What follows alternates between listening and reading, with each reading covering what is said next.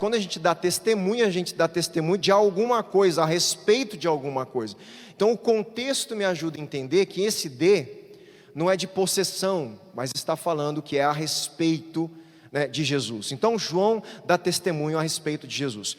Outra interessante informação para vocês, técnica: tem alguns manuscritos gregos que não traz só Jesus, traz Jesus Cristo, Iesu Cristo. Então ele dá testemunho a respeito de Jesus, que é o Cristo. Inclusive a versão judaica, ela traz de Jesus o Messias, ela traz de Yeshua o Messias, o nome hebraico que ele é o Messias. São informações técnicas, porque isso tem a ver com os manuscritos, né? Então o que a gente tem que entender? Que nós temos que dar testemunho a respeito de Jesus e pregar a palavra de Deus, e corremos o risco às vezes de sermos perseguidos por isso. Corremos o risco na nossa sociedade de sermos taxados de intolerantes, sim ou não? Hoje, na sociedade onde a gente está vivendo. Então, nós temos que correr esse risco e nós não podemos voltar atrás. Faz parte da tribulação que vem por causa do reino. Faz parte da tribulação que vem por causa da pregação do Evangelho e do testemunho a respeito de Jesus, o Cristo. Tá bom? Vamos lá no 10. Aí ele diz assim, João: achei-me no Espírito no dia do Senhor, e ouvi atrás de mim uma forte voz, como de trombeta.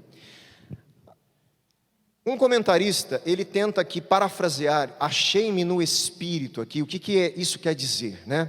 Ele diz assim, que poderia ser escrito assim, preste atenção: eu fui colocado em um estado espiritual, ou numa dimensão espiritual, totalmente conduzido pelo Espírito Santo. Achei-me no Espírito. Eu fui colocado pelo Espírito Santo de Deus numa dimensão espiritual totalmente conduzida por Ele.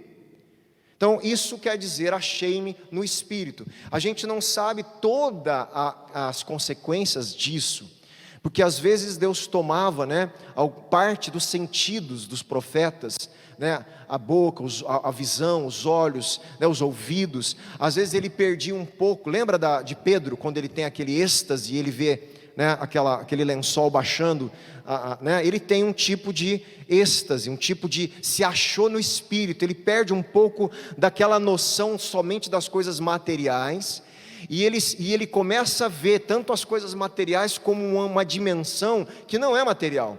Ele se acha nessa dimensão da eternidade, nessa dimensão onde Deus está governando eternamente, onde todos os propósitos de Deus estão ali sendo esclarecidos para João. Então ele se acha nesse lugar espiritual, que também não é um lugar físico, é uma dimensão espiritual, que a gente não sabe dizer onde é fisicamente, porque é uma dimensão, né, espiritual. Pode ser uma dimensão até paralela à nossa, que a gente não sabe, porque não é aqui material, é uma dimensão espiritual, tá bom? Então, achei-me no Espírito, quer dizer, me achei nessa condição totalmente espiritual, numa condição de uma dimensão da eternidade, e ali, aconteceu esse fato quando? Quando? Achei-me no Espírito, no dia do Senhor.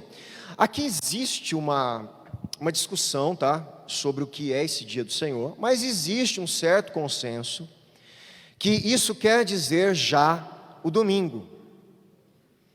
Por quê? Porque historicamente, depois de algum tempo, a igreja primitiva e cristã, ela começou a cultuar no dia da ressurreição de Cristo.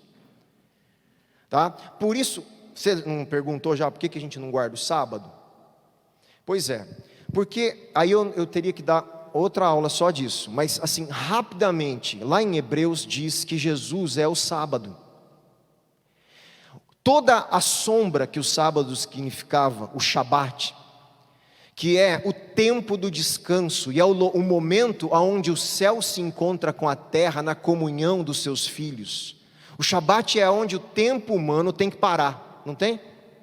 O tempo humano tem que parar, o tempo do governo humano tem que parar, o tempo das atividades humanas tem que parar, e você naquele tempo ter um tempo com o divino, com o ser de Deus, relembrando quem Ele é e tendo uma intimidade com Ele maior e uma conexão. É o tempo que conecta a eternidade na questão temporal. O Shabat é tudo isso para o judeu. Jesus é o Shabat, Ele é o Senhor do sábado, porque Ele é a conexão do céu e com a terra. Ele conclui o descanso de Deus, e todos que estão nele estão agora no Shabat, na conexão com Deus, de uma dimensão espiritual que foi conectada, numa dimensão da vontade perfeita de Deus que está na pessoa de Cristo. E aquele que está em Cristo, nova criatura é. Aquele que está em Cristo, as coisas velhas já passaram. Aquele que está em Cristo, então nós estando nele, nós desfrutamos de um Shabat contínuo, de uma intimidade, uma dimensão que Deus invade o nosso tempo continuamente. E a igreja primitiva entende isso, e ela entende que o que inaugura a nova criação, presta atenção gente, por favor, que eu estou falando são coisas tão profundas que me foram caras para eu estudar, e Deus me dá esse entendimento. O domingo da ressurreição inaugura a nova criação, já e ainda não, já e ainda não, já, pelo amor de Deus, não esqueçam desse conceito teológico que eu trabalhei aqui. Tá? Então, a ressurreição inaugura, Jesus é a primícia da nova criação, Ele é a primícia da ressurreição dos mortos, nele está a nova humanidade, nele se iniciou o novo céu e a nova terra, que ainda não chegou, mas será concluído no final de Apocalipse. Por isso domingo marca a nova criação, e na nova criação não vai ter um Shabat, todos os dias é o Shabat eterno, do descanso eterno com Deus. Nós cristãos já iniciamos o sábado em Cristo, quem não está nele tem que cumprir o Shabat. Nós cumprimos o Shabat diariamente, porque a nossa vida com Deus não é mais separada, atividade nossa secular e atividade não, toda a nossa vida deve cultuar a Deus todos os dias, em todos os momentos. Dá para entender tudo isso que eu estou falando? Espero que sim, meu irmão. João estava provavelmente então adorando no domingo, cultuando naquele dia quando ele foi tomado pelo Espírito Santo para essa dimensão no dia do Senhor. E ele diz: e ouvi atrás de mim uma voz forte como de trombeta. Preste atenção, é quase uma redundância. Forte trombeta, trombeta já era um anúncio forte, mas ele faz a mesma coisa agora em termos de figura. Apocalipse é cheio de figuras, metáforas. Ele usa uma linguagem do Antigo Testamento, trombeta, uma voz forte como de trombeta. Trombeta não tem voz, ele está falando da força do anúncio para o povo de Israel, quando se tocava uma trombeta anunciando algo. E ele diz que essa voz, ela é tão forte e ela é tão importante, porque ela é como uma trombeta, ela põe a gente em linha para alguma coisa que está prestes a acontecer. E é isso que a trombeta aqui, ela vai falar para a gente, né? Essa metáfora da trombeta tem grande importância, pois em quase todas as ocorrências do Novo Testamento, ela tem significado escatológico, como arauto do dia do Senhor. O que é arauto? Alguém que oficialmente anuncia publicamente algo de um reino, de uma autoridade. Ele é o arauto, ele anuncia, tá? Então a trombeta é um símbolo de anúncio do dia do Senhor, mas também de anúncio de uma teofania. Isso aí é em Hebreus 12, 19. Teofania, gente, isso acontece lá no Monte Sinai, quando está fumegando, pegando fogo, fumaça, lembra dos 10 mandamentos? E som de trombeta, buzina tocando. Então a trombeta, ela também anuncia que algo está acontecendo no momento que Deus está se manifestando. Teofania. Fania vem do termo de se manifestar, tel, Deus se manifestando, se fazendo presente e permitindo a gente perceber que Ele está ali de uma forma intensa. É uma teofania. Então as trombetas estão ligadas. O pessoal que estava lendo isso lá na igreja, das 7 igrejas da Ásia, alguns judeus que estavam nas igrejas, os gentios também, que já estavam lendo provavelmente toda a Bíblia hebraica, reinterpretando à luz de todo o ensino dos apóstolos, eles entendiam completamente. E tanto no mundo greco-romano, as trombetas eram importantes também no Império Romano. Eles estavam entendendo, opa, é um anúncio importante, tem trombeta aí, vamos prestar atenção, é algo forte, pontual. Então João faz questão, de descrever isso como uma metáfora, e ele continua, e aí olha só, uma voz forte, como de trombeta, dizendo, a primeira coisa que essa voz falou para João, o que foi? Uma ordem, escreva num livro o que você vê, e mande-o às 7 igrejas. Eu falei a semana passada, que a ordem, escreva, aparece 12 vezes em Apocalipse, 12 vezes, eu posso colocar no grupinho lá quem quiser, todas as referências, e ele fala assim, escreva num livro o que você vê, e depois você vai ter que mandar esse livro, esse rolo, esse pergaminho, tá? Nós vamos ver melhor como que eram feitos os pergaminhos mais para frente, tá? Era um rolo de pergaminho, tá? Que eles eram conectados e colados e tinham que ser enrolados. Você vai levar esse rolo para 7 igrejas: Éfeso, Esmirna, Pérgamo, Tiatira, Sardes, Filadélfia e Laodiceia. Nós já vimos que a ordem da cidade, ela é uma ordem circular, é uma ordem de entrega de um correio na época, tá bom? Então olha que interessante, por que será que essas cidades específicas foram escolhidas? Tinha a igreja de Filipenses, Colossenses, Tessalonicenses, estava tudo na região da Ásia. Então alguns teólogos, comentaristas, eles tentam sugerir 2 questões aí importantes para o que elas forem escolhidas. Primeiro, por causa da localização estratégica das cidades. Essas cidades estavam numa rota estratégica de anúncio. Então ele entende que o próprio Jesus escolhe para que o anúncio seja conduzido de uma forma na região da Ásia, que já havia um caminho próprio para isso acontecer. Essa é uma alternativa. Segundo, eu acredito que as 2. Segundo, elas são escolhidas por causa dos problemas delas e por causa dos elogios, das coisas boas. Então, aquelas 7 igrejas conseguem representar a igreja de Cristo em todas as épocas. Então, os problemas delas, a gente tem que refletir, os elogios, a gente tem que perseguir. O que Deus manda a eles se arrependerem, a gente tem que ver se a gente não está precisando se arrepender. Então, elas conseguem englobar, de uma forma geral, a ordem, na verdade, a palavra de Jesus, de olha, que legal que vocês estão fazendo isso, de aprovação e de reprovação de Jesus. Tenho contra vocês isso. Então, por causa dos problemas, essas igrejas são escolhidas, e por causa da rota delas também, provavelmente, essa é uma explicação muito plausível aí, que os teólogos dão para a gente, tá? Versículo 12, bora lá? Olha o que João fala, voltei-me para ver quem falava comigo. Olha que interessante, ele ouve uma voz atrás dele, uma voz forte, como de trombeta, e fala assim, João, escreve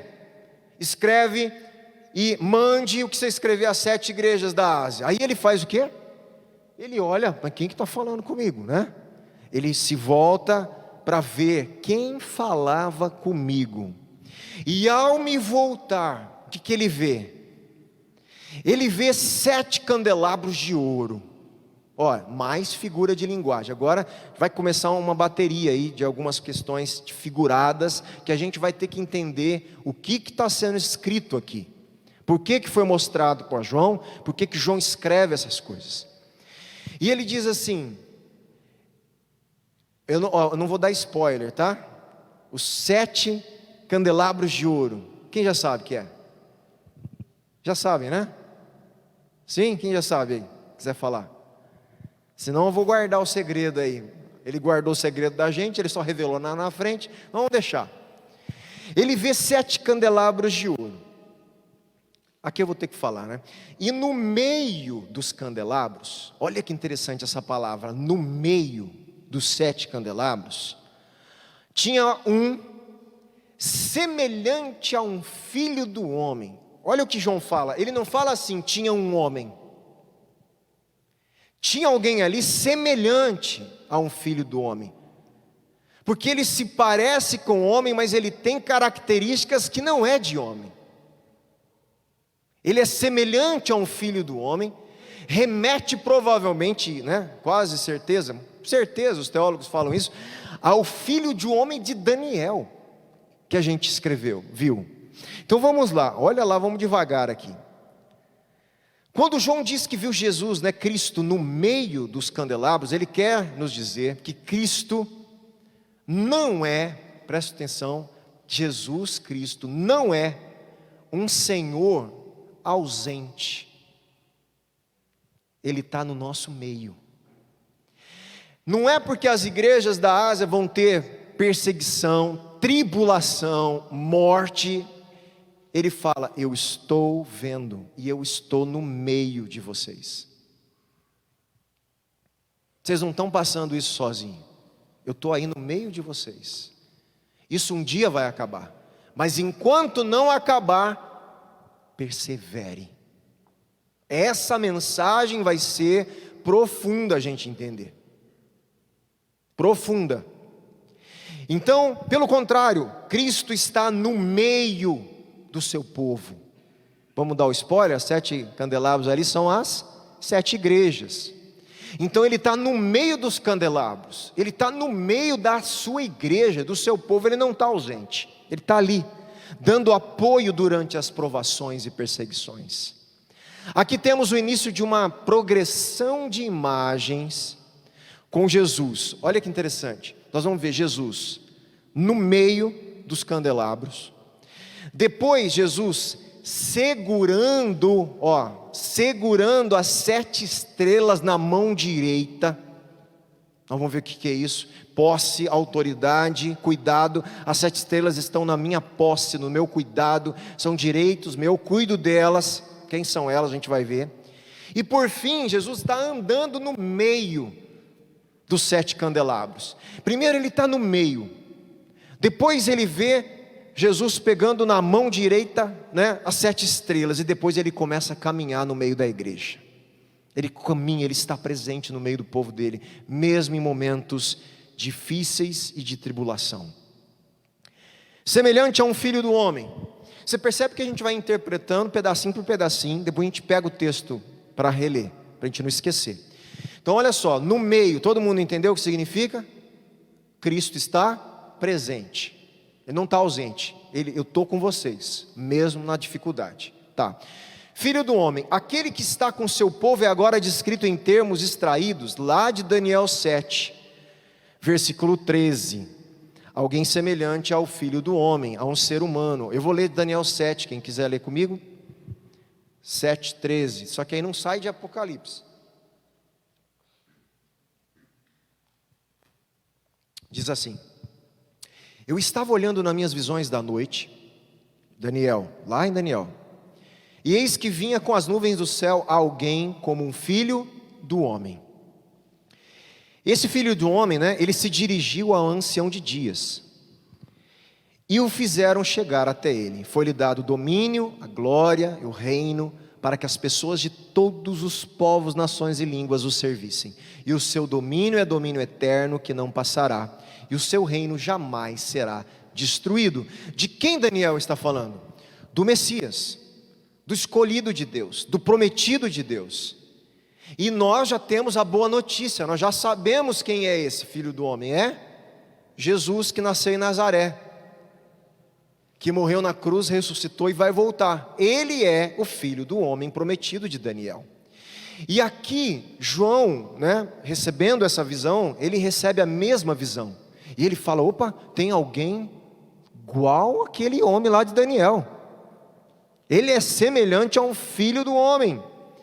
Filho do homem, o significado mais provável é de um libertador messiânico.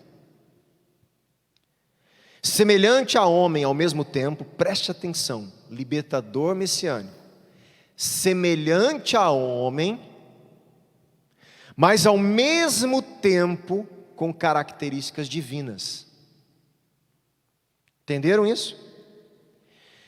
Gente, por isso Jesus não pode ser comparado nunca a nenhum profeta de nenhuma religião. O pessoal quer comparar, Jesus é um cara jóia, ele é um profeta bom, igual Buda, né? Igual Maomé, igual não sei quem. Não, você não está entendendo, Jesus não é só um profeta.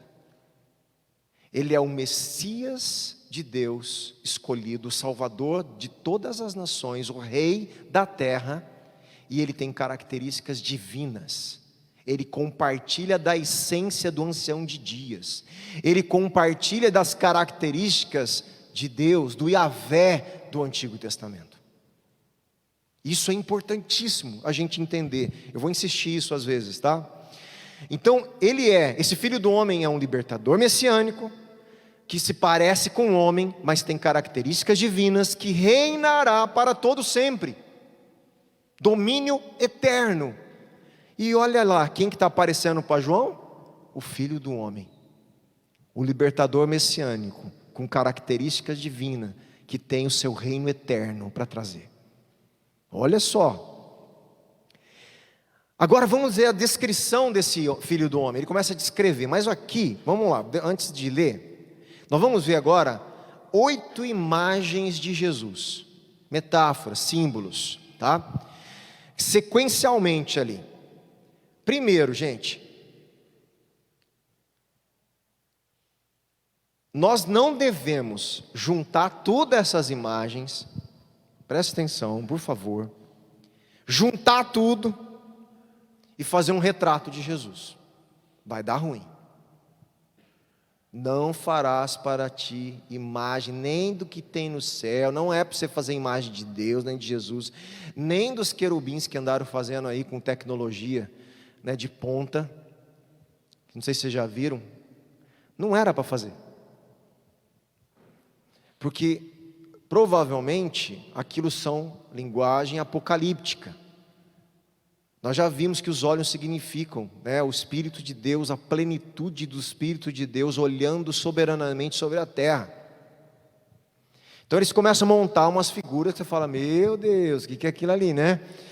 Então, até os anjos, quando aparecem no Antigo Testamento, eles aparecem como homens, quando eles aparecem fisicamente para as pessoas. Jesus vem em formato humano, ele ressuscita em formato humano. Então, a gente tem que tomar cuidado com essas coisas, para a gente não se atrapalhar e criar ídolos, que não tem nada a ver com Deus.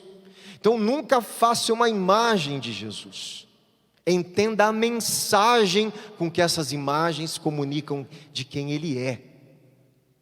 E aí nós vamos ver uma combinação dessas imagens, não retrata a aparência de Jesus, vai retratar o poder e a glória de Jesus. Todas essas imagens que a gente vai ler, não tem nada a ver com a aparência de Jesus, tem a ver com o poder e com a glória de Jesus. Porque na cultura do Antigo Testamento, eles entendiam assim. Nós temos que ler como os leitores iniciais, né? Olha lá, um teólogo aqui, ele ressalta que várias passagens do Antigo Testamento, elas vão ser costuradas aqui. Mas em Daniel 10, 5 e 6, se destaca uma vez que a descrição segue uma ordem semelhante. Olha que interessante, vamos ver em Daniel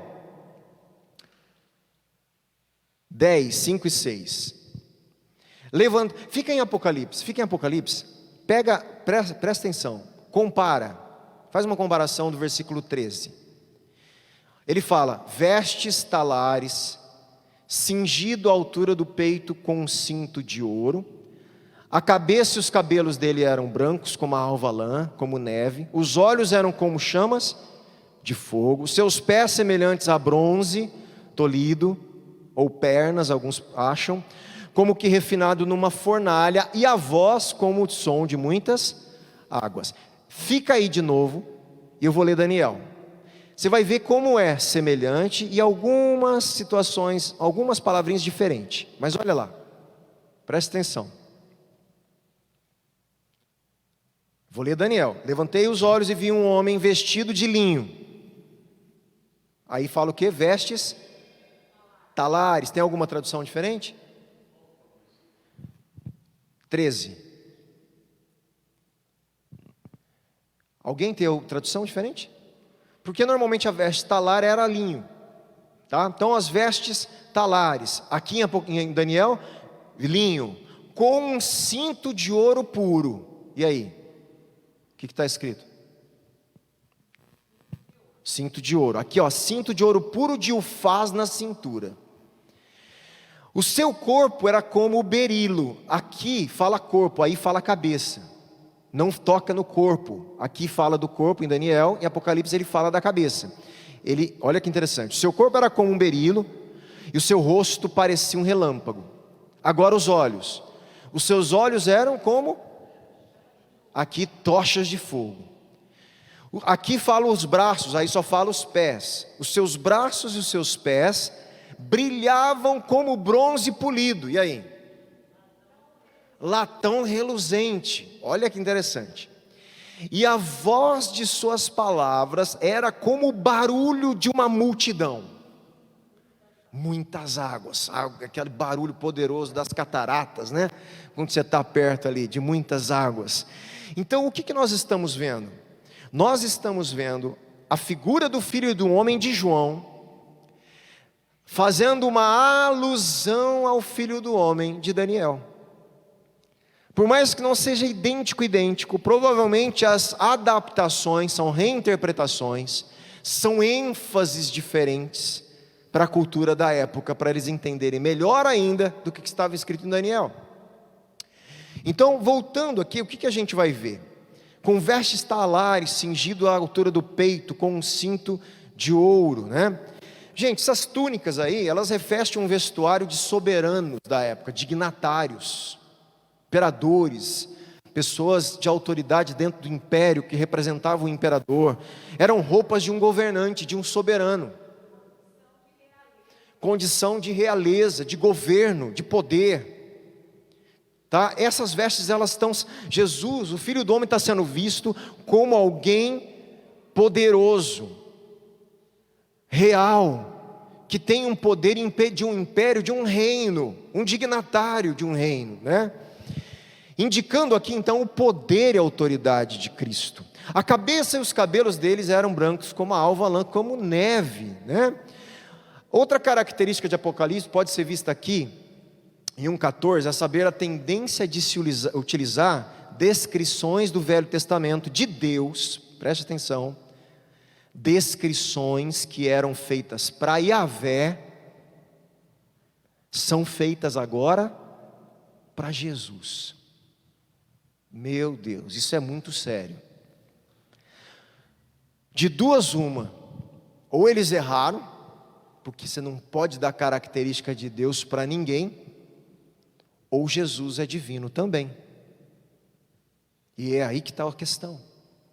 Por que eles podiam dar agora a característica do ancião de dias, do cabelo branco, para Jesus? Porque ele compartilha da mesma essência divina do Pai. Por isso Jesus é homem, Deus que se tornou homem. É o mistério da humanidade e da divindade, da natureza humana e divina de Cristo. Tá? Então, olha que interessante. E justamente o cabelo branco é uma característica do ancião de dias, né? Como a gente viu em Daniel, uma descrição dele: veste era branca como neve, o cabelo como lã puríssima. Nas culturas antigas, os cabelos brancos eram sinais de dignidade, sabedoria acumulada ao longo dos anos de experiência. Então, não está falando aqui de idade, não é idade cronológica, não está falando Jesus é velho, né? Ele é um velho, um ancião no sentido, nem os anciãos que estão lá têm a ver com idade cronológica, tem a ver com isso. Existe ali dignidade real, do própria eternidade, uma eternidade acumulada, ele é eterno, Ele é o ancião de dias, está falando da vida que ele tem, de ser eterno com o Pai. O verbo eterno se fez carne e habitou entre nós. Além disso, a lã, branca, remete aqui, de novo, a uma questão que a gente vai ver depois em Laodiceia. A lã era trabalhada na região ali. E a lã branca junto, meu irmão, o branco junto, era uma metáfora na época, uma das coisas que mais poderia retratar brancura e pureza. Não tinha outra coisa melhor para retratar brancura e pureza do que lã branca, branquinha. Era o que eles tinham visual na cultura para entender, existe algo muito puro, perfeito, santo. Você está entendendo? Chega a ser ofuscante, quando o sol bate ali. Então todas essas linguagens, é isso que está falando de Jesus. Ele é semelhante ao ancião de dias, ele é digno, existe realeza, existe poder, existe glória, pureza, brancura, tudo isso é o que Jesus está sendo apresentado para João. Os olhos de Jesus eram como chama de fogo. Essa imagem também vem de Daniel, gente, 10:6. Seus olhos eram como tochas de fogo. E se repete em 2:18, se repete na carta de Tiatira, e depois se repete no capítulo 19, lá na vinda dos Reis dos Reis. A maior parte dos estudiosos destaca a profundidade com que isso retrata a percepção divina, que penetra na essência da situação humana. É um olhar penetrante, é um olhar de juízo, que sonda, que traz juízo, que traz, que tira a impureza, que vislumbra algo que o ser humano não pode, olhar de fogo, tá? Então isso também é uma mensagem. No entanto, a exemplo do que se vê em Daniel, aqui também vemos severo juízo de Deus, que conhece os que lhe desobedecem e age contra eles. É esse o contexto de Tiatira, a gente vai ver, que a gente vai ver que existe juízo, ele julga as nações. Então os olhos ali, são olhos que perscrutam as profundezas do ser humano, das nações, e trazem juízo. Juízo com poder, juízo de autoridade. Então os olhos de Jesus também são aquele olhar que pode julgar, o olhar que pode medir a justiça e a injustiça, o olhar que pode ver e discernir o que é mal, o que é bem com clareza, que pode se aprofundar no coração de todos e falar: agora eu estabeleço o que é certo, o que é errado, a justiça e o juízo de Deus. Aos seus pés eram semelhantes a bronze polido, como que refinado numa fornalha, Outra aqui, interessante aqui, algo que também está relatado, gente, no Antigo Testamento. Daniel fala de novo, do bronze polido, como a gente viu. Ezequiel fala de querubins, cujos pés brilhavam como bronze polido. Aqui a gente pode ver aspectos disso aí, eu não vou me deter tanto, eu vou dar aqui o resumo. Isso ressalta a glória e a força de Cristo, tá? Por quê? Porque aí tem a explicação de um metal, num sistema de metalurgia que existe na época, um polimento de bronze, de alguns metais que eles faziam, tá? Aquilo era usado também em campanhas militares, que dava então aquela questão do poderio de um exército que tinha aquele tipo de metal. E também no Antigo Testamento, reluzindo o poder e a glória de Deus nesses seres com metal polido. Então o que isso está significando? De novo, retrata a vida de Jesus sob o aspecto de força, estabilidade e também de pureza absoluta. Esse bronze polido nos pés. Pés é sempre algo que representa a direção da vida de alguém. Está falando que a vida de Jesus, a direção que ele toma, que ele caminha, reflete a força, a estabilidade, a pureza absoluta, a sua glória, a sua caminhada, o que ele faz, os seus atos. Você percebe que as figuras, elas são diferentes, mas elas falam mais ou menos da mesma coisa: poder e glória, poder e glória, poder e glória. está ressaltando o poderio de Jesus e a glória, o brilho de glória que ele tem, que é divino, tá certo? E a voz como de muitas águas, né? Aqui eu quero ressaltar também interessante, que é outra característica que eles estão dando para Jesus, para a gente encerrar aqui. Vamos ver, acho que tem como terminar aqui. Outra característica que está dando para Jesus, que é dado para quem no Antigo Testamento? Para Yahvé, para Deus. Vamos lá, vocês verem?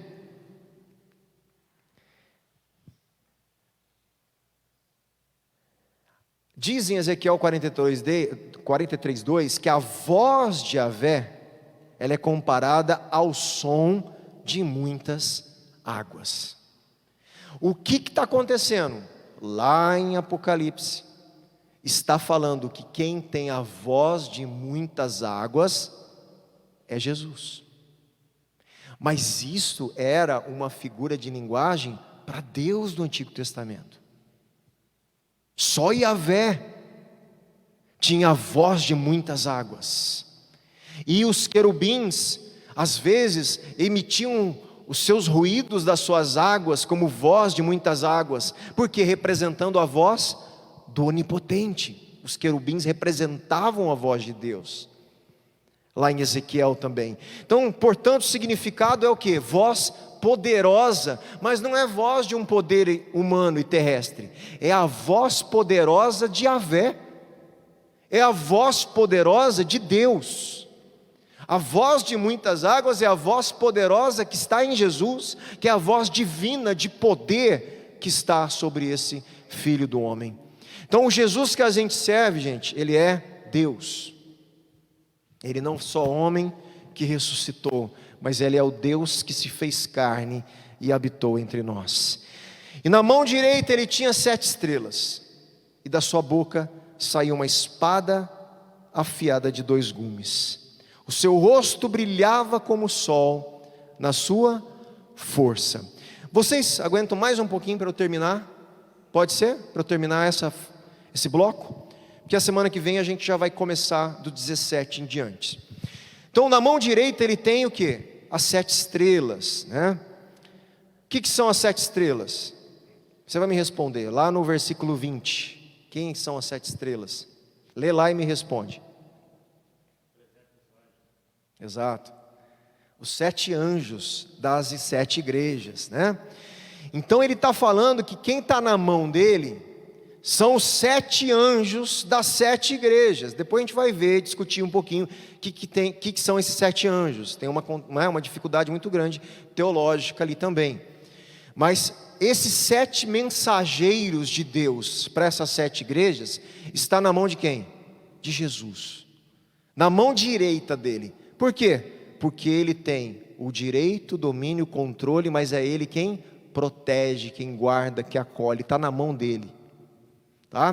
Essa é a mensagem. E da sua boca saía uma espada afiada de 2 gumes. Olha lá. Essa imagem também vem do Antigo Testamento. Isaías capítulo 11, versículo 4 diz assim, olha só. Preste atenção. Mas julgará com justiça os pobres e decidirá com equidade a favor dos mansos da terra. Castigará a terra, presta atenção, com a vara da sua boca, e com o sopro dos seus lábios matará o perverso. Lá em Apocalipse fala a espada da sua boca. Aqui em Isaías está falando vara da sua boca. Existe uma pequena diferença, que está falando do ato de julgar, de castigar, de trazer justiça, tá? Mas vamos lá que vocês vão ver que interessante. Afirma então que o Messias, a raiz de Jessé, o renovo, sobre o Senhor, quem repousará o Espírito Santo de Yahvé, vai ferir a terra com vara da sua boca, com o sopro dos seus lábios, matará o perverso.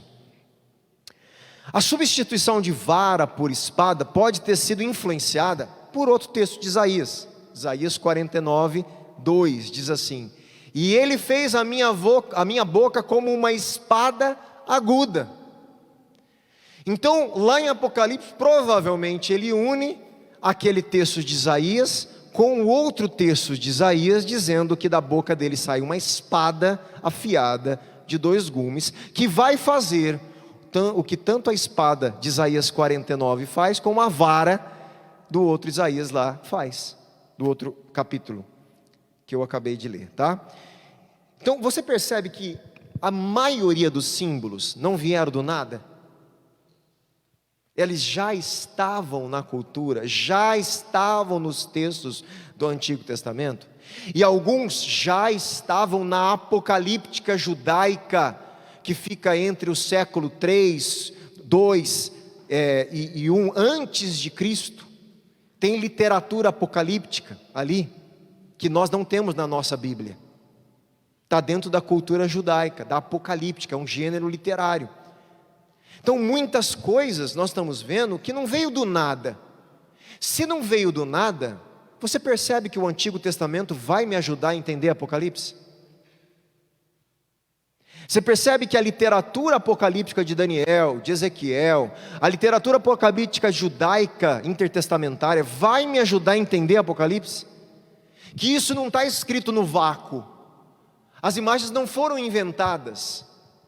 Deus não revela para João algo tudo novo, Ele revela algo que já existia, algumas vezes modificado, outras ampliadas e outras novas, mas com fundos que já estavam ali, deixado na cultura e na literatura deles, para eles entenderem a mensagem.